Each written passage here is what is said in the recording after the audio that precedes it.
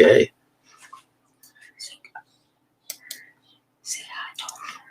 Okay. Good evening, social media or community. I'm glad to be here this evening. My name is Alda Ken Seaman. A few guests tonight is Brother Kenneth Matthew. I'm going to bring him on at this time. Brother Matthews, say hi to the people. Good evening, Aldous. Seaman. Good evening, everyone. And other guests, Brother Ryan Durant, and bring him on at this time. Hi, Ryan. Hey, good evening. How you guys doing? I'm doing fine. Good evening, brother. Good. How you doing, sir? Yeah. I'm doing well, and yourself? Cool. And this evening, we're talking on Boaz Man Up. Boaz Man Up over 30 and a man under 20. What do you feel about that? And we're going to go to different things at this time.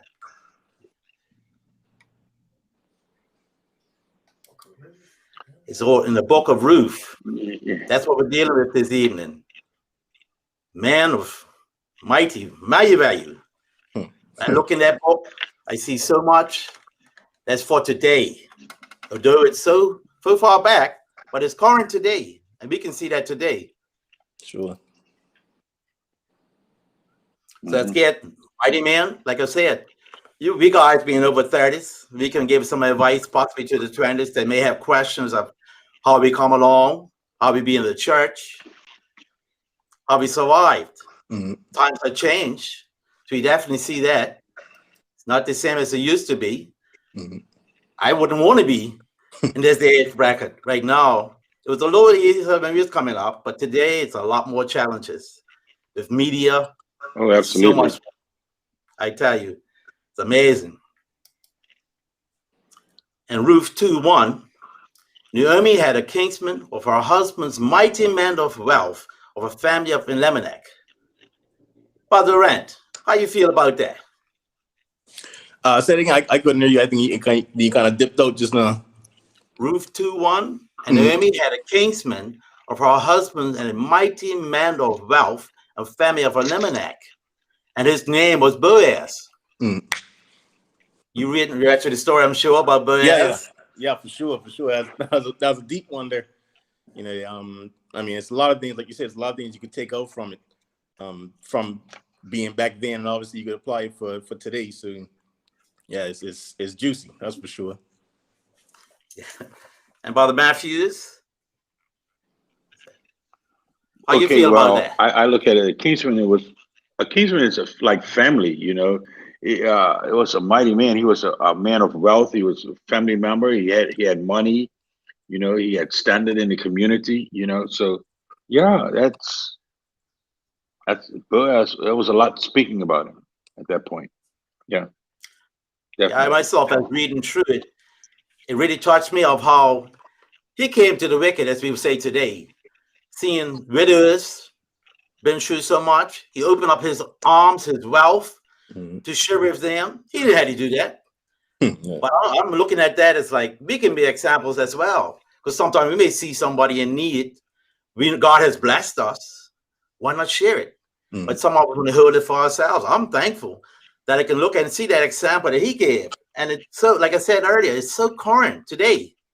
Seeing what he done. He kept himself there, allowed her to pick up the field. I mean, he had his vineyard, and he said many servants, you know. So I'm really seeing all that there. I'm really touched my heart as reading it. Never read it like that before, but I read it. And Ruth, the Moabite, said unto Naomi, let me go to the field and glean ears of corn after him, in whose sight I shall find grace. And he said unto her, go, my daughter. So he's given permission to go in his vineyard and take what she needed. You know? How you feel about that, Brother Matthews?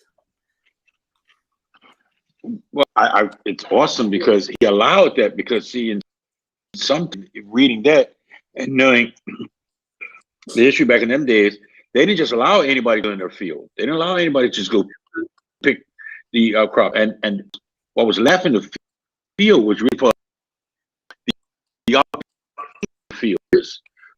She was allowed permission, and so that was a kind of his heart. You know, that was generous of him. You know what I'm saying? Really, because we don't today. I mean, You know, we don't let nobody go in our store and just shop and go and buy things like that. You know, today I people think are of like so night selfish. farming. You know. I think of like you see lots of gardeners have fields and people go in there after hours and take what they want. The night farming, stealing the crop. And he didn't look at it that way. He allowed to share what's left over, you know, and we're any bad stuff. The stuff is still rich in the garden, so he allowed to share it in the need, you know. All right, you see in your picture as well. We're speaking about that. Yeah, I mean, I was even thinking about, you know, Bermudians, we guys got the loquats. We don't really like people taking our loquats and stuff, but like you're saying, like out of the generosity of his own heart, he was just like, yeah, take what you need back home too. Like, so that's pretty neat. Yeah. I mean, today, like some people, they want to share it.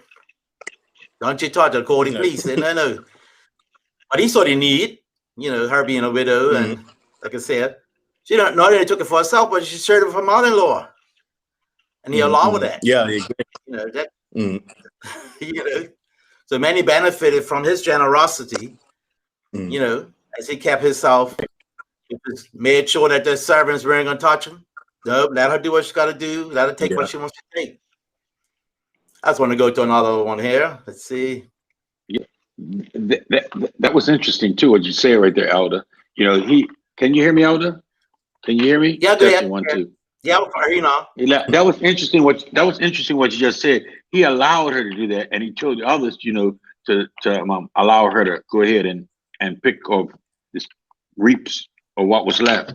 And not, you know, I was actually, I don't want to hope I don't jump the gun a little bit, but he even told the others to drop a few ears of corn and leave a few there so she can get it. Yeah. You know, that was really kind-hearted of him. You know, so go ahead. I'm sorry. Rich heart. Yeah, right? Yeah. I would say he had a loving and caring and kind heart because he knew that how Ruth took care of Naomi. He knew that how she came in because they were kinsmen. He knew that they were her husband had passed, and yet she stayed with her mother-in-law, where she could have went back to her own country and done what she needed to do. But she stayed with that, and that showed some integrity, some caring and compassion for her mother-in-law, some love and understanding. Yeah, you know, begged her to go back. Actually, she begged her because the other daughters, she told them, go back, go ahead, go back to you know your country, go back to your people. And after they left, Naomi told Ruth, you follow them, go with them. And she says, no, she says, I will go where you go. I will have the God that you have, the same God you have. I will die and be buried in the same land that you die when you die in. That was deep.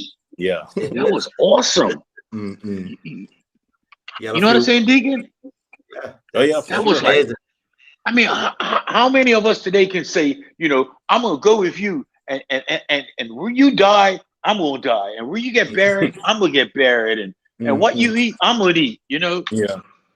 And serve your God too. And that was the ultimate of it all. She said, yes. And the God you serve, I'm going to serve. Because where Ruth came from was an idol God. Yes. She was an idol God. And she adopted the true Jehovah God, the true God that Naomi served. You know, and that's why I believe, and this is just my belief, that she got favor from God. You know, because she served the real and risen Savior God. You know what I'm saying? Yes. Yeah, I was like, wow. You read the story, you say, man, I know that I can't just follow somebody. You know, I just can't follow you. I got a mind of my own. You know, what do you mean I'm gonna leave Bermuda, my home, and I'm gonna go to wherever you are? Oh man, wow. Yeah, that was really that scripture came to life. I mean, reading it is one thing. The more you read it, the more it came alive. Yeah. And really like spoke to you, like, really? All of that? Yeah. I wonder how many of us would really stretch our arms that far to that extent. You know, we say it, but will we really do it? So like you said, You 100% right, Alda. We say things, but are we really going to act on them? Are we really going to do them? Are we really going to follow through with them? You know, and she followed through with it, and with integrity, you know, and with courage and conviction. You know, that was like, wow. You know, she could have left and say, "Listen, yeah. She's a young woman. She could have said, look, I'm going to find another man. You know, I'm going to find another husband. You know what I mean? I'm going to find somebody who's rich, you know, because that's what the young people say today. I'm going to find somebody who's rich, so I don't have to worry about working. I don't have to worry about doing anything. But she said, no, I'm going to stay with you. I'm going to stay with you. You know what I mean? I'm going to be right by your side. And I'm saying to myself, how in this day and time, we don't have that conviction? Yeah. That takes a lot. That takes a lot. Right. You can say something, Ryan, about when you were speaking? No, I was just saying, like, you know, like Brother Matthew said, you could say anything, but then until you're in the actual situation to do it, that's a whole different weight right there. So, I mean, she could have easily said, well, there's probably a God waiting for me back home, but I'm going to go with my mother-in-law and sort out. Like, that's a pretty serious ask right there. I don't know too many people that I know would just be like, yeah, I'll do that. When I have possibly more for me somewhere else, I'm going to go. That's not normal. That's not a conventional way of thinking, but like the blessing that she got from it was pretty intense. You know, and when you were speaking, brother, you know what came to my mind was part in there where it said, where Naomi said to her, well, you gonna stay around? I'm not got no more sons to give you. I'm not no more, you know, because the other day she married the next one. I'm not got no more sons to give you. And if I did, you gonna wait around till it's old enough? You know what I mean? Right? Because then, you know, so she told me, you know, you might as well go. And she said, through all of that, she says, no matter what, I'm gonna stay with you. Man, I even today, as a Christian man, a man of, you know, stature, I still say, what conviction and how much does she really have in her heart? Because that took a lot. I mean, that's giving up everything. That's not giving up just some things. That's giving up everything. You know, and she done it with 100% conviction. And man, you know, I look at that and say, man, that took a lot. That's awesome. Yeah. You know. Yeah. You know what I'm saying, Elder? Oh yeah. Got a little question came in from Allison. What advice would you give to those under 30 about taking care of the village? And do you try to do this the same? Any of you can answer, right? You want to answer that one? What advice do you give those under 30? I mean, I'll just give my own story. Like, I mean, when I was coming up, I'm still youngish, I think. But you know, when I was coming up, I always remember like my family, like my parents, my grandparents, aunts, uncles, like it was always a husband and wife there. And obviously when I was little, I wasn't really saying, oh, that's how I want my life to be. It was just something that was natural. But it was just something that I just noticed from the time I was little up until now. Like, I mean, you know, you grow up and you find out things aren't as perfect as you might have thought they were. But it was still like, it still doesn't mean that order wasn't correct. You know, like from what I saw growing up. So, you know, that's just something I'll take with me forever. That just being a provider, just being a rock for the family. It's definitely going to be hard. It was hard back then. It's hard now. It's going to always be hard. But you know, it doesn't mean that the order in which that you're operating in is wrong. Matthew, what you feel? Okay, thank you. God's order, of course. Well, then you're on the right path. That's it. Foundation. Yeah. Brother Matthews. Brother hit the nail on the head. You know, when we were growing up, there was a difference. Like I grew up mostly with my grandparents more than with my parents. You know, my parents had separated, but you know, I still watch my father. He provided financially, but he weren't there all the way with the father part of it. But my grandparents, because I grew up, my grandparents, but my grandmother and grandfather were united in the same thing, and they believed in God, and they worshipped, and they prayed, and they did all those things. And I watched how my grandfather provided.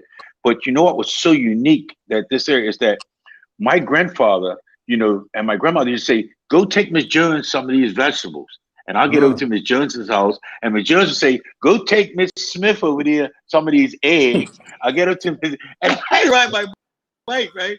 And it be getting dark. And when I get over to the next lady's house, she says, "On your way home, drop this off to somebody else," because they had that knitted community back then that I don't see today. We are fragmented today. We're separated today. We're not, as knitted as today. Now we see that in the church. We see that in our loving and caring in our church.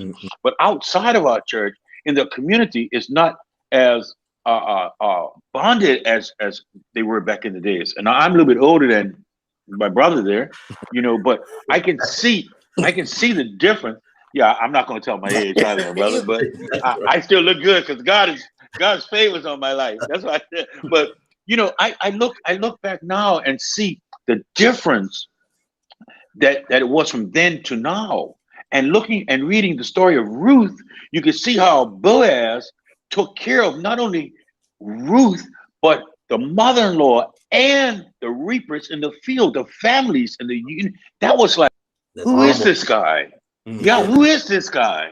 You know what I'm saying? Because he is unique in his own way, and unique in that. And I when I read this story, I get goosebumps all of me, because the Spirit touches me, lets me know this guy was special.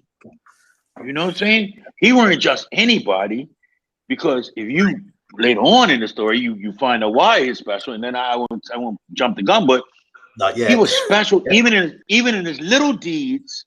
Yes, he was special. And that's so. Today, I look at why are the people the way they are, and correlating it the way it is. The young men today growing up, how they have to look at people today. It's different from the way we did. I appreciate that. My concern is a lot of fathers are not really training the children like they were brought up. It worked for them. Why won't you pass it on to your youth so they can get the same benefits and blessings that you have? That's why I see many days where they don't take out time for the children. So busy doing other things. They'll take out and show them the way. I've seen a lot now in the gardens. A lot of people are planting their own gardens. Get them out there, get them involved. Get them the hands touching these vegetables, and you see the benefit of it. What come forward, the joy they see as it springs up, like corn sprouts up overnight almost. Those type of things, which a lot of them don't do that, but some other people are getting into it nowadays and planted in personal gardens, and I'm seeing that. Which again is part of that nourishment and teaching hands-on. Yeah, that they can learn hands-on. That hands-on thing. It brings back to memory when you spoke about when I was a young man with my father. I remember when we were getting ready to go to church, how I didn't know how to tie a tie. So he showed me how to tie a tie. Just that simple thing of tying it. And I take pride when I get dressed for church and I'm tying my tie, because I remember my grandfather who taught me that hands-on. That relationship, that bonding that we had. So I have pride in that. It's the, like you said, Elder, it's the things that join you to that unite you with our ancestors, my ancestors, and even today when I pray I said the same God that my grandfather and grandmother believed in, and that's it. Oh man, I said the God of Abraham, Isaac, and Jacob. The same, and I pray this every single morning. As soon as my feet hit the floor, before I get up, really out of bed, I sit on the edge and I pray like that prayer, because that is so important.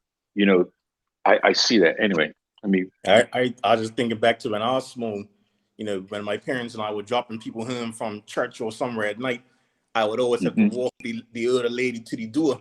Got in safe, and even with my grandpa, I have to be, opening the door for my granny when she's getting out the car door, like just that small stuff. I'm just like, yeah, I remember learning all that type of stuff. And it's like, it's a second nature to me now to do that type of stuff. Got another question came in from YouTube to Ryan. Have those examples helped shape who you are now and looking forward for your roof? We had to check YouTube, see who that was. But yeah, definitely. Like I said in the last statement I made, opening the doors, closing the doors, walking the female to the door, even stuff like walking where the traffic is closest to you, or the female walking on the inside. Right. Like that type of stuff. I don't even think about it now. It's just react, because Right. that's what I learned when I was in primary school and middle school and stuff like that. So yeah, the second part of that question, we'll see. Yeah, that's amazing. Yeah, But yeah, absolutely. I was brought up that same way myself, because they always in the Bible, they always kept the right hand free, as you had your wife on your left hand. So that was your protection. You're fighting off if anybody was trying to hurt them. It's amazing. That's still today. The sword, they hold the sword in the right hand. Right. But hopefully that people remember that and keep that tradition going, and not just tradition, but it's protection. And we should protect not just our wives, our children, and keep forward. And I'm thankful. I'm thankful about that. Boaz knew that too, Elder. Boaz knew that too, because Boaz told everybody else. He says, "Don't harm her. Don't touch her. Leave her alone." He protected her, so he was protect. So Boaz knew the same thing that we're talking about now, how to protect and take care of. He did the same thing. So we can learn today from the example that Boaz showed us. Yes. In the scriptures, So that I related it to that when brother was speaking, and brother when I related it to that, how that's right. She's got better walk on the inside. And if you forgot it, you quickly remembered. You quickly remember and say, "Yeah, I'm not being a gentleman. I mean, I got." And if she said something, you say, "I'm protecting you. I'm protecting you." That's what you stuck your chest out too. You felt good there. You open the door for it too. Yeah. That's right. Yeah. A question forward now. What type of man would you consider as a Boaz man in 2020? That's for you. Any of you to answer it? In 2020, I first of all, I say Boaz asked permission to marry. He asked permission. He didn't just go up and just say. And so today, I think the young man should speak with the parents. They need to respect the young ladies and stop, disrespecting them. In ways that oh, look at this young lady, and you know what I mean. Instead of painting pictures and images in their mind, the negative and the ungodly ones. They need to look at a young lady and respect her for as if she was going to be the mother of his children. So in today's time, it's I think the young man need to be and I want to put this right, need to be guided in the direction by the older gentlemen and the older people like myself and yourself and brother Elder, so that they can know that young ladies are a gift from God, because the word of God says, "He who findeth a wife findeth a good thing and favor with God." So if you find a wife, you found something that's precious, and God values that as precious. Right. So I think the young man we need to really respect them a lot more than we do. Yeah. Let me just add to that. Me having 3 daughters, I look at it. I don't want nobody disrespecting my daughters. So I try to lead by example. I don't really disrespect anybody else's daughter. I try to keep that trend. Do unto others as you would have them to do unto you. Right. You wouldn't want anybody to come up pulling your daughter's arm and talking a lot of nonsense to her. So you shouldn't really do the same thing. I have granddaughters, and you see me with them in church. I have granddaughters. So they're my pride and joy. So I know I know the young man better come up and talk to my granddaughter. What do you have to, Ask what are their intentions. Ask what because we were back then. They say, "Well, what is your intentions?" The father was asking, "What is your intentions?" Find out that your intentions are honorable. It's Questions are coming in, so as they come in, I'm just gonna read them off. Sure. Surely. As the absence of fathers in today's world hurt our young men, is this why some of these qualities are missing today? Oh, Like, I certainly think that. I mean, because I felt that I'm not sure since when, but there's definitely been a breakdown in society and structure and how things are supposed to go. Mm-hmm. And in that, you have nobody to really look up to and say, I want to learn from that guy. I want to learn from my daddy or my uncle, or my grandpa. It's like, because there's a major part of the pie not there. So apple pie without ice cream, not complete. so yeah, it's not the same thing. It's good, but it's not as good as you can get it. So I definitely think that the decay of the family structure has led to where we are. There's nobody to look up to and say, I remember my daddy taught me this, or I learned that by seeing my daddy do this with my mom. Like, your mama's supposed to be the queen, but if your daddy's not there to show you how to treat that person, then how you gonna know what to do when your roof comes along? That's true. Examples. There's definitely an absence. I agree with you 100%. There's definitely a an absence there. And first of all, let me say this and say this in order. I congratulate the mothers for the job that they've done. Oh, sure. But a mother cannot be a father to teach a young man how to be a man. The young men need a father image. They need somebody who they can emulate, somebody who's a mentor, somebody who's a role model. Because see, the role models have been missing today. See, they can't see someone, a young man who say, I want to be like him. When I grow up, I want to be like him. So what they do, they're left to their own devices, their own ideas, their own thoughts. And so their own thoughts are all misconstrued and all messed up. And so they don't know how to act. They don't know how to conduct themselves. So therefore they get strayed away and they think what they learn in the streets is what is the right thing. But they need to find out that the right thing to do is how to respect and be honorable and be courteous and be caring and loving and understanding and knowledgeable.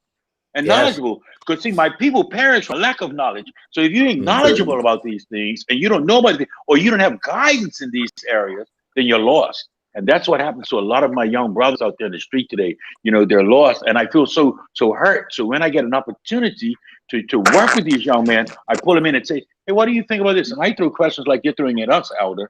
The questions like you're giving us today. I ask them and see what they and say, hey, but what about this, sir? Or how do you look at this? And then you see how their mind, and you say, wow. And then you find out that the father's missing at home. The mother's trying to be father and mother. The mother's trying to. The worst thing about being. Go ahead. I'm sorry. What's that? The worst thing about being lost is that you don't even know that you're lost. So once you get to a certain point where nobody can tell you anything, it's really impossible for somebody to come along and say, what you've been doing for the last 20, 30 years is wrong. You're going to say, well, that's how I am. And it's the younger you get them, the younger you can train them. It's easier to actually develop their minds to say, this is what you do in this situation. So when you're trying to change a 30, 40-year-old man who's essentially a child, I mean, that you're banging your head against the wall. Yeah, it take a lot. It would take God to change. You're right. And like I said, and I have to go back to scripture. Scripture says, train a child when it's young is where he's going, when it's old, he won't depart. Because what it's actually saying is train him and show him the way now while he's young. And like you said, brother, you know what I mean? It came innate to your character. You didn't have to worry about putting her on the inside. You didn't have to worry about opening the door. You just knew how to do it automatically. So it's, you know what I mean? And that's the same thing. When a young man is taught that when he's young, that, you respect the young lady, you do those things. So then that happens. And so he knows how to become a man. And even when it's in school or when it's in the street or when it's in church or when it's walking in a grocery store, he'll say, excuse me, may I please? Those things that become a part of your being, who you are, Yeah. Great stuff. Great question. Awesome question. Yeah. Got another question coming in for overseas. Are women today, like Ruth, willing to be looked after? What do you feel about that? Are they want to be looked after, or they just so independent they don't want I was watching this movie years ago called Hitch, and one of the opening things he said was, no woman says I don't want to be swept off my feet today. I think they do. I just think there's an absence of those who can do the sweeping. So it's like they just become, ingrained in, wow, there is nobody out there. As unfortunate as it is, like I would say, it's dwindling. The numbers are dwindling. But you know, I think they want to be. I just think it's nobody. It's hard for them to put past disappointments beside them and say, you know, I'm gonna give this guy a chance, because you know everybody carries a hurt with them from a previous relationship. So it's just, you know, unfortunate. That's true. You're so right. You're so right. I've spoken, and I'm not going to bring my field of work in, but I've spoken with so many people, so many young ladies, and they said they've been hurt in the past, and say there's nobody out there no more for them. You know, they believe that it's lost because the young men now are involved in drugs, or they're involved in gangster living, or they're involved in disrespecting, or they, you know, sit on the wall, or they don't want to earn a living. So, as far as a young lady being swept off her feet, they would love that to happen, but not necessarily say swept off the feet where they don't have to, you know, help support the household. They're not saying necessarily, you know what I mean, they want to be swept off the feet where they can just lay back and you have a maid for them. No, they mean swept off the feet by being loved and cared Yes. for and nourished and understood, and where they can communicate, and they can be a partner, because, you know what I mean, it's a partnership.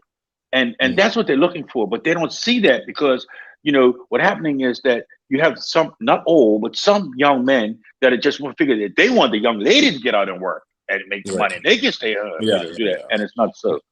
You know, so Not the right order. it has to be right. It's not the right order. You know, I'm the breadwinner. I'm the one that's supposed to go out there and earn and keep by the sweat of my brow. You know, and when I come home, you know. And I heard Pastor say this a couple of times in church. You know, it's nice, you know, when you come home, that she can keep a house clean. You know, the baby's not crying with wet diapers, or, you know, she can cook a meal and not just, you know, throw bacon and eggs on the stove. You know, she can, you know, I'm saying, you know, microwave. So those things, microwave. Yeah. So I understand. So, you know, and that's a job in itself. You know, to keep house, you know, to keep a clean house and food and your clothes washed and those things, and be there for you when you're stressed out or want to talk, or, you know, that's a job in itself. You know what I'm saying? And that deserves, you know, all. And as a man, you know, I should be there for her when she's stressed, and she'll be there for me when I'm stressed. So that's being swept off your feet. That's a good nourishing relationship. And that's what it's all about right there. So I do believe young ladies want to be swept off their feet in a right way, in a nourishing way, and respected. And that's sweeping them off their feet. And then that way they'll become a good wife for you, because, you know, again, you know, you'll be glad to go home after a hard day's work. Right. You don't think it's, a lot of them seem to think, okay, they're making more money than the guy nowadays, so they don't really need a Boaz.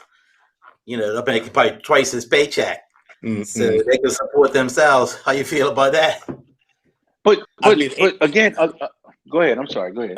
Well, I just feel like, you know, anybody at this day and age, you know, nobody can say that you can't do X, Y, and Z or whatever. But it's just when it comes to where you need somebody to talk to, you need somebody to put your shoulder on, all that type of stuff. I mean, good luck doing that by yourself. You know, it's just natural for a man to, well, for me at least, to say, okay, well, let me hear her out. You know, let me provide what I'm gonna provide for it. Let me be that rock for her. You know, you can't. It's just innate to me. I'm not sure if it's universal. I would assume it is, but I don't want to just speak out of turn. But I mean, it's our job, as it were, to be, you know, somebody who could listen, somebody who could provide for. And you know, and that's priceless, my brother. You know, I don't mind if my wife earns more money than me. Glory to her spirit. You know, glory to her, right? That she can earn more money than me. You know, because if we're together and we two become one, then what she earns is mine, and what I earn is hers. That's all come one. And you know, and at that stage, you know what I mean, it's priceless when we can communicate with each other. It's priceless when I can lay my burden on her and she can lay her burdens on me, and we can work them out together. Money doesn't matter at that point. See, the problem, see, exactly. You know, and I have to go back to scripture, because the love of money, and not money, but the love of money is the root of all evil. And a lot of people love that, and that's what you love is what you worship. And if you love that money, you worship that money becomes your God, and that money is going to be the root and the downfall of you. So you don't look at that if she earning more money than me. I don't care if she earns more money than me. I'm glad if she earns more money than me. Great. That means we can live twice as good, because I put mine with hers, and mine with hers gonna make a lot. I hope that makes some sense. I hope that makes some sense. Oh yeah, definitely. I mean, my concern be a lot of them may be by themselves. Suppose someone's knocking on your door in the middle of the night. It'd be Exactly. the right thing to man get up and see who's at that door. Right. If she's by herself, that's not a good thing. No. She's got In a my partner, house, every night before we go to sleep, I'm the one that checks that door before I lay my head down. I make sure that door's locked.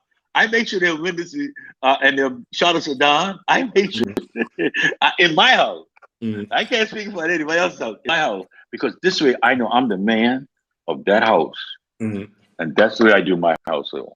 I do the same thing. I check the doors, the windows, make sure it's secure before I lay my head down. Just in case. Right. But, some people out there always looking. Another question came in. How do you feel about a man staying home and a woman working outside the home? That's a tough one for you. Yeah. How do you feel about that? Let's go to Ryan first. Oh man, put me in the hot seat. Cool. I mean, in all things, whatever the marriage entails, I think there has to be some sort of communication. How come I'm answering the marriage questions? But No. it's all good. I'm trying to get the feel out there, see how you feel. You might be I can understand some audio listening to you, Oh man, less stress. No, in all things, whatever each person's role is, that has to be communicated beforehand. But I don't think it's anything attractive in choosing not to work. I mean, in situations, you get laid off, you get hours reduced or whatever. Some things is out of your control, but that doesn't mean that you can't fix the cupboards at home. Just how you would expect a quote unquote a housewife to fix the meals and whatever. You can cut the grass. You can fix the sink or whatever. I'm pretty sure it's school of YouTube. You can learn how to do that type of stuff. I'm an alumni of the school of YouTube now. But it's just certain things that is always something to do at the house. You could take your wife to work. I mean, but in all things, it needs to be that good level of communication. But I mean, purposely trying not to work is different than being unable to work. But I definitely believe that. I mean, if you have means to, you better go ahead and make that paper and do what you got to do. Right. Yeah. That's my stance on it. Great answer. I concur with everything that brother said. Because in this day and time, sometimes you might not find something in your field, or you can't do it, and your better half can go out and do that. And the lines of communication, you said it perfectly, my brother. Long as the lines of communication are open and you all can bond on that and agree on that, it's okay.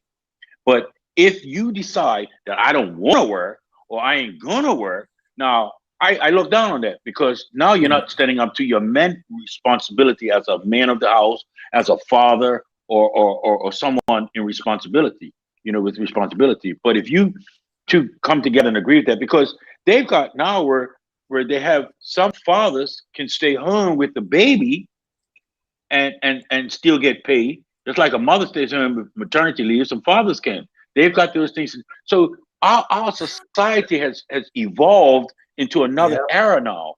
But we have to look at it. If the lines of communication, and that's the key, I believe, the lines of communication between the two have to meet and say that's okay. But if you're not communicating, or you're not, got on the same page, then I think something's wrong, something's missing. I think then you might need to talk with the elder, or talk with the pastor, or talk with a counselor, or talk with someone, so that you can open those lines of communication and find out what is the missing link and join it back up so it can get right. Yeah, in the same line of question, I mean, if my wife said, look, no, I make a lot more money than you, you take care of the cooking, you take care of cleaning the house, and she's happy, like you said, communication is open, I don't think anything's wrong with that if somebody said that, because it's together, working together as one. So if she's bringing in twice as much as my salary, and she's all right with that, cleaning, I know how to clean. If I came there, not to say it will, but you have to be flexible. You have to be able to flex with the situation, like Brother Kenny said, and keep it open channel. Absolutely. My wife cooks. When she finishes cooking and we finish eating, I'll get up and wash the dishes. even though I bought a dishwasher, and I say, if Uh-huh. I'm washing the dishes, what does a dishwasher do? She says, well, you wash the dishes better than a dishwasher. I said, okay. So, but that's okay because she's cooked. Now, Yeah. if I cook, she will wash the dishes. So it's an even thing. So if she's making more money than me, and she says to me, you can stay home, and we agree on that, I have no problem with that. But I would prefer that I'm the breadwinner and I can go out and do, you know what I mean, work and come home and do that. You know what I mean? But if it goes the other way, I'm open for it. As long as the lines of communication stay open and you both agree, then I'm in harmony with that. That's true. Just like you, my wife cooks, and I try when I come home. I'll do the dishes, pack away, make sure she's done all the cooking. You know, try to do my share. Show appreciation that I appreciate her cooking for me. You know, providing a meal, meal for me. And some guys won't do that. It's not my job. What do you mean it's not your job? You know, Right. you're gonna get bread and water. She's cooking for you. Right. You know, she's got to do everything, make your bed and everything too. I guess. You know, all the time. But no, we have to share it. It's a sharing, and I think for the young people, that part may be a part that they may not be familiar with is sharing your finances as well. Right. They might say, "What's yours is yours, what's mine is mine," but you know, it's going to the same pot. You know, for the end goal is that we together can share and be prosperous. You know, Right. and not just one working themselves to death, so to speak. Right. I agree, Alda. I agree 100% with what you just said. You do. Wholeheartedly. You know, because like I'll draw a reference today. You know, and my wife was going to do some shopping. I said, here's my card. She says, I don't need your card. I don't know your number. This means yes, you do. It's right here. It's my number. So it doesn't matter to me what she knows what I have. You know what I mean? Because what I have is hers. You know, and if I needed something, she's not going to refuse me. She's going to say, here, take my card. Matter of fact, she has done that many of times. You know, so I got no qualms with that. You know, because I don't need to hide anything from her because she's my half. She's my other half. I say she's the better half. Sometimes I say she's the best half. You know what I mean? So I give her that prop. So you know what I mean? So that's what keeps the lines of communication open, and it makes it so much easier. So I feel today, you know, if the young men can when they establish a relationship with a young lady, if they start off the right way, it's going to end up the right way. You know what I mean? So, but they need role models. They need role models like yourself out there, like, you know, like other brothers that are doing the right thing. And I say the right thing, even when no one's looking, because that's important too. Even when no one's looking, they're still doing the right thing. That's true. Another question came in. Do you still believe in marriage for Boaz and Ruth? Well, Matthew, you can take that one if you want. Do you still believe in marriage? Do I believe in marriage? I'm married. Well, I'm saying you're married, but still, yeah, I believe in marriage. I believe in the union. Like I said earlier, you know, the Bible says, "He who findeth a wife findeth a good thing and favor with God." And I believe that if you find that, you know, you're a blessed man, you're a lucky individual. And into the brother said a little while ago, it's hard because a young lady feels. But when you find a jewel, world's most precious jewel, as a beautiful woman, you know what I mean, to take as your wife, you know, you found something that's special. And if you can continue to do that, you know, you will prosper. Follow the biblical teachings and you will prosper. You've never seen the righteous forsaken or seeing beg bread. So you will prosper when you do the right thing, even when no one's looking. Again, I say that even when no one's looking. True. I'll take it back to this little scripture a bit. Let's see. Ruth 2:8. Then said Boaz unto Ruth, hearest thou not, my daughter? Do not to glean in another field, neither go from thence, but abide here fast by my maidens. You see the example he get? He don't want to go in elsewhere. That's right. He was putting a little seed in there, dropping a little seed. You know, that's right. You got to go somewhere else. That's right. That's right. He said, "Just stay right here." His fields are ripe enough for she ain't got to look for nobody else. Yeah. That's why I see it. Right, you guys see anything different? That's right. He was actually saying, "Look, stay right here. You ain't got to go nowhere." You know what I mean? Oh yeah. It's amazing because he's quite Boaz, basically telling Boaz like what he us, was looking. Boaz enjoyed the beauty that was there. You know, he enjoyed the beauty that was there. He said, "Don't go nowhere." You know, his heart was tender. His heart was tender at that point. I Yeah. oh believe. yeah, You know, his heart was tender. This was favorite. You know, he knew in his heart of hearts. You know what I mean? He knew. He knew something. right. Same way we knew. Out the same way we knew when you saw Pastor, and you knew right away. I saw what I knew. You know, Don't go it's there. something that happens inside of you that's undescribable. That well, you just know. Am I right or wrong? You just know. Yeah, yeah. I was looking at pictures this week. She don't know. I was looking at an album this week. Go back some memories. She hasn't seen his album for a while, so I'm sure she'll look at it. Got a question from Eunice overseas. What advice can you give to young men as to how to set boundaries and to develop a moral compass? Matthews? Boundaries. Boundaries are very, very vitally important, because if you don't have a boundary, you have no limits. And if you don't have no limits, then anything goes. So you have to set boundaries in the beginning. And the boundaries are set by both parties. You know, first of all, you have to realize that one boundary is, first of all, I have to respect her because I want to be respected. So by respecting her, she's going to respect me. That's one boundary that you don't step across. You know, so as you establish the boundaries, you establish a better and more foundational relationship.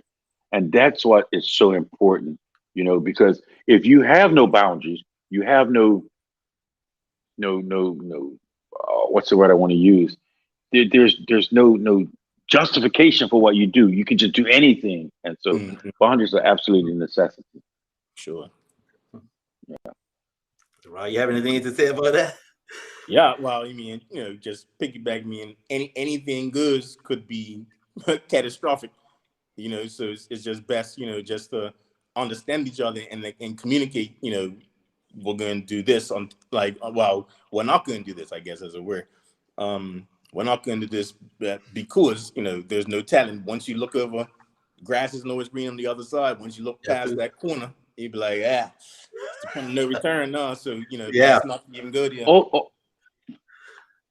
Also, that boundaries mean rules, Yeah. and there are certain rules and regulations that are put in place in society, in biblical texts, and all through. We have to have some type of rule and order, because God is not a God of disorder; He's a God of order, and boundaries allow us to set certain principles and values in place, and we need to have them in order to have a good understanding in life. People in general, even not only in the instance with Boaz, not an instance with everything else, but in life, in principle in general, we need to have boundaries. We need to have rules, because when you step over those boundaries, you disrespected somebody, or you disrespected yourself, or you've gone beyond where you should go. So you fell off the deep end. And we're now on the precipice of teaching young men boundaries, because they know no bound. And because they know no bound, what happens is they find themselves in prison. They find themselves in chaos. They find themselves in places and spaces that they don't want to be. So we need to have boundaries in all areas. And in a situation with young ladies, we need to have the boundaries so that we don't disrespect her, because then we dishonor her. You know what I'm saying? So definitely boundaries are awesomely needed.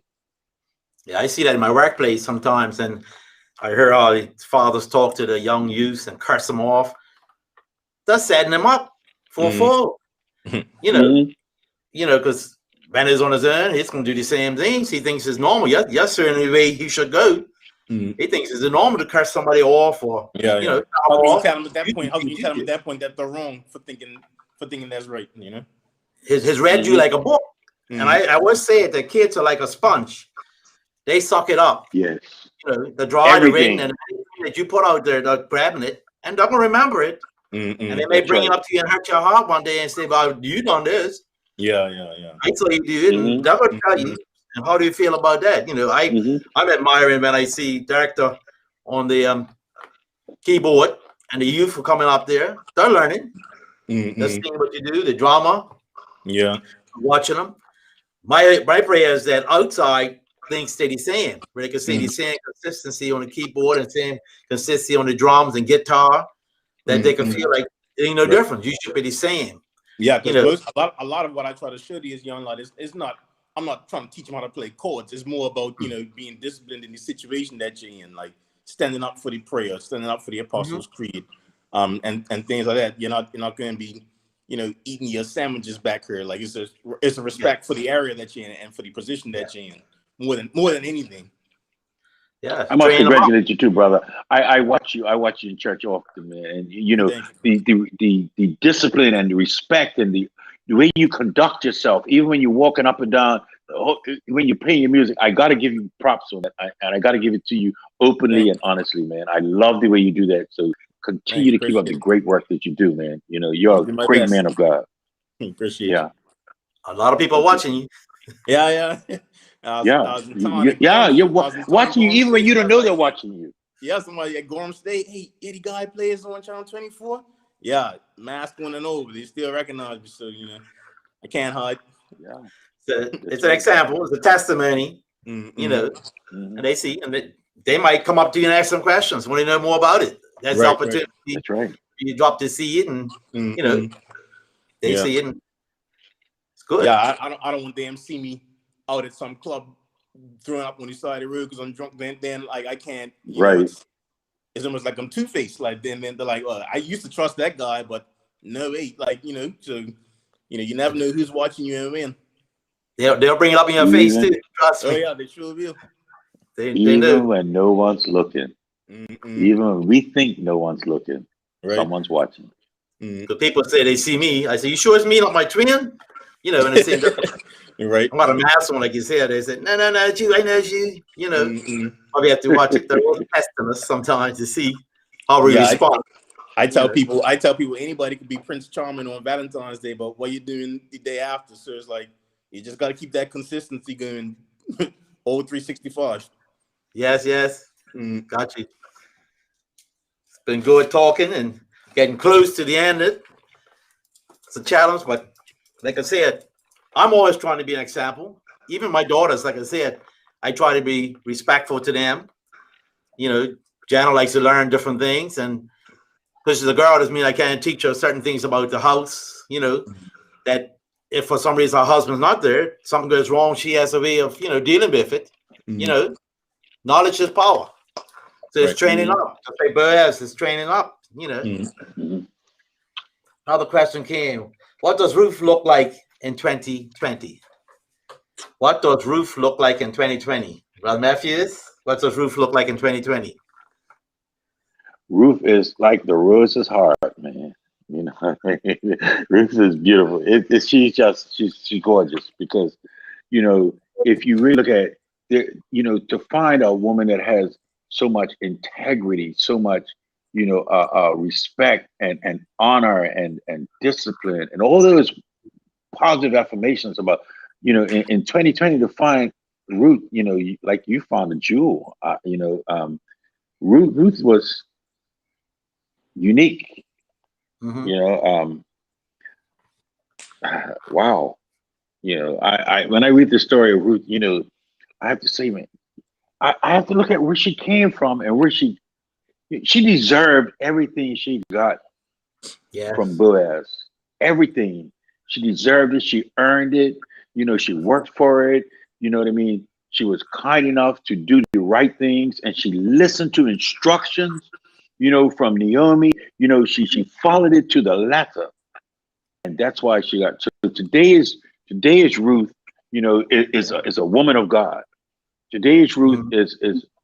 is something to behold, and yeah, I see, hey, I wish the brothers today good luck. You know, you, and I got to say this, guys used to say back in the day, you want to find a good wife, go to church, and they Mm-hmm. were right. They're Mm-hmm. right. Go to church. Because you're gonna find a woman of God that's gonna do the right thing. That's gonna raise your children right and gonna do the right thing. And that's a Ruth. Mm-hmm. That's a Ruth. You know, Yeah. because she's gonna be there. She's gonna be a godly woman. You know what I mean? So Yeah, and then she's going to learn from the other elder females in church how to conduct herself. So yeah, it's a whole lot to a Ruth today.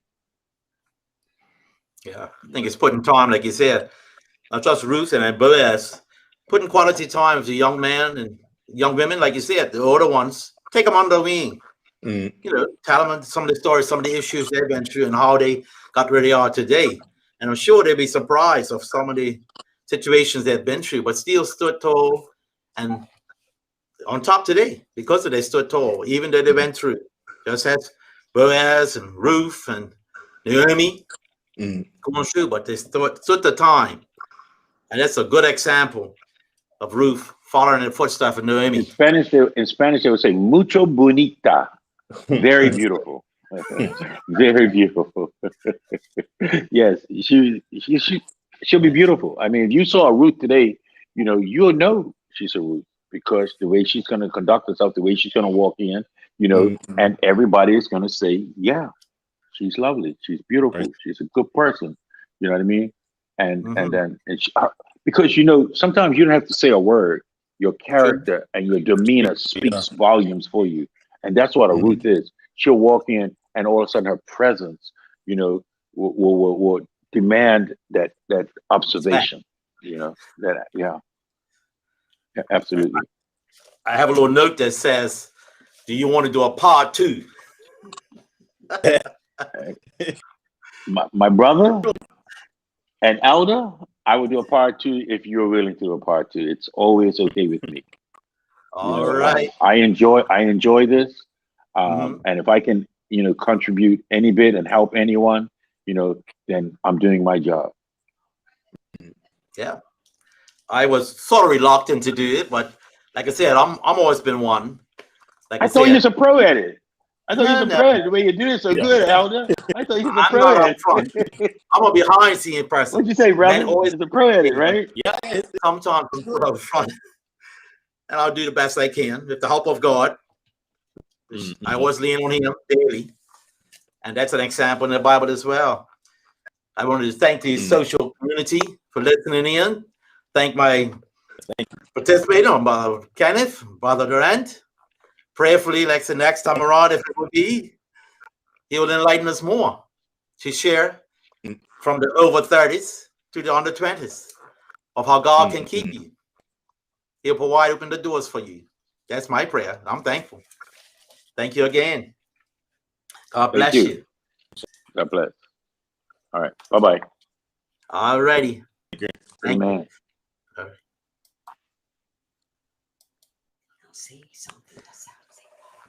I'm thankful again for those that listen in. God is blessed. He opened the doors up, and you see the fruits of His lip. I'm thankful that He lives in me. That if He asks me, through someone to do something for Him that will help the community, I'm willing and open. God bless you.